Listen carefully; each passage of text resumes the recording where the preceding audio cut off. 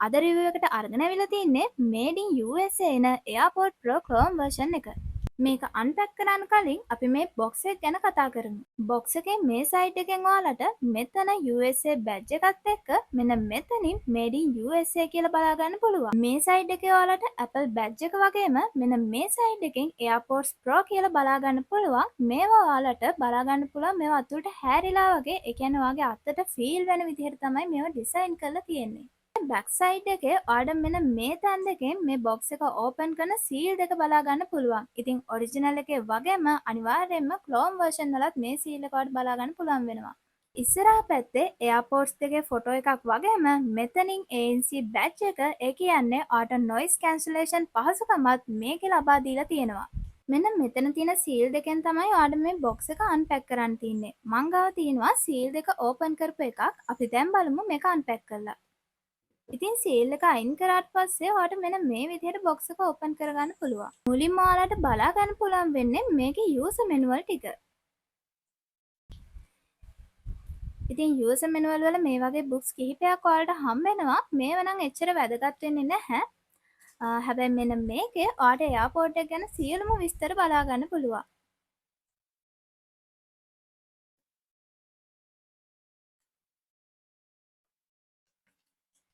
තව මෙතන ඔයාලට බලා ගන්න පුළුවන් මේ එයාපෝට් කේස් එක MagSafe charger එකකිනුත් charge කරන්න පුළුවන් කියලා. ඒ කියන්නේ මේක wireless විදිහට charge කරන්න පුළුවන්. මේ විදිහට තමයි ඔයාලට AirPods Pro එකත් බලා ගන්න පුළුවන් වෙන්නේ. ඒකත් අපි එළියට අරගෙන බලමු.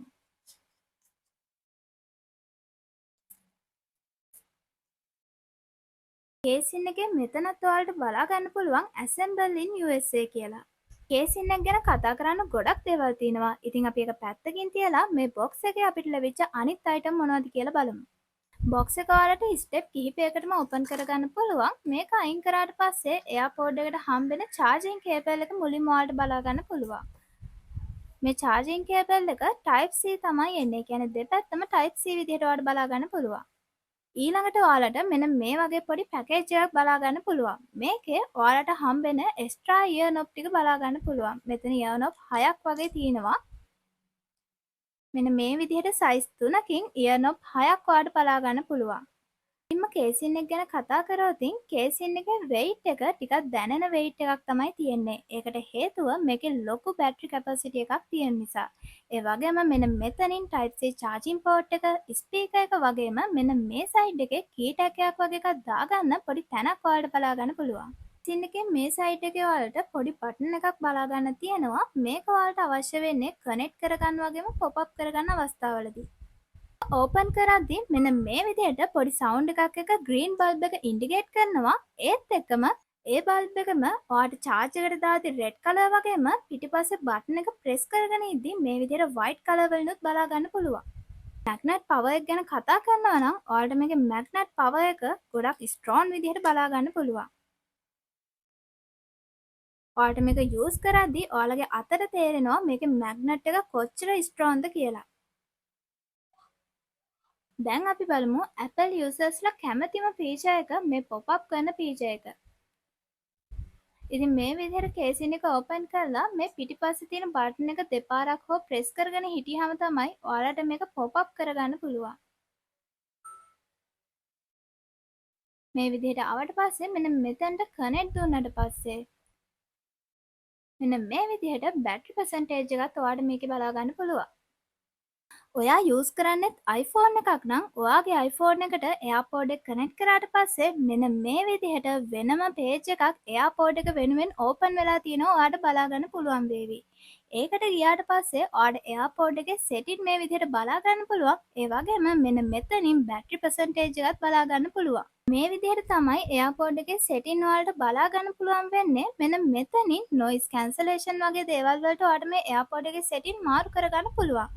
හැබැයි මම නම් කියන්නේ ඔයාලා නොදැනුවත්කමින් මේව මාරු කරන්න යන්න එපා. මොකද ඔයාලා එයාපෝඩ් එක කනෙක්ට් කරාට පස්සේ තැනට අදාළ විදිහට ඔටෝම මේව වෙනස් වෙනවා. මෙතනින් පහළට යනකොටත් ඔයාලට මේකේ සෙටින් ගොඩක් බලා ගන්න පුළුවන්. හැබැයි මේ සෙටින් මාරු කරන්නේ වෙනස් කරන්නේ කොහොමද කියලා මම ඔයාලට කියලා දෙන්නේ නැහැ. මේකේ තියෙන සෙටින් ඔයාලට මම පෙන්නන්නම්.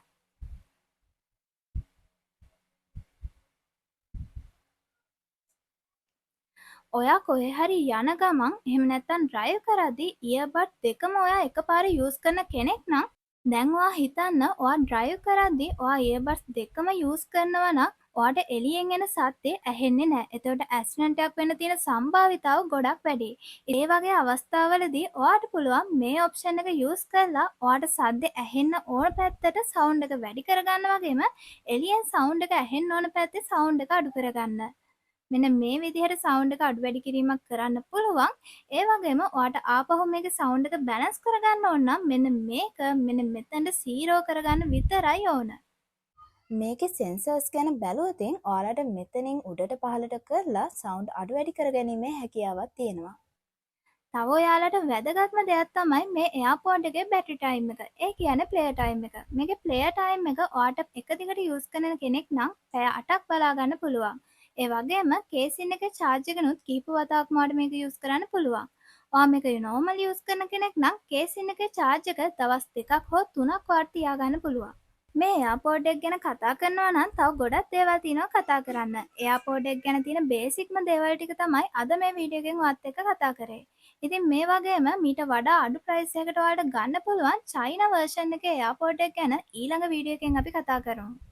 අනිත් විශේෂම දේ තමයි ඔයාලා මේක අපෙන් පර්චේස් කරද්දී මෙන්න මේ කේස් ප්‍රොටෙක්ටර් එකත් ඔයාලට මේකත් එක්ක නොමිලේම අපි දෙනවා. ඒ විතරක් නෙවෙයි ඔයාලට ඩෙලිවරි charge එක ෆ්‍රීම මේක ගෙන්න ගන්න පුළුවන්. අනිවාර්යෙන්ම මේ වගේ quality එයාපෝඩ් එකක් ඔයා කොහෙන් ගත්තත් මේ වගේ එයාපෝඩ් ප්‍රොටෙක්ටර් එකක් ඔයා යූස් කරන්නම ඕන.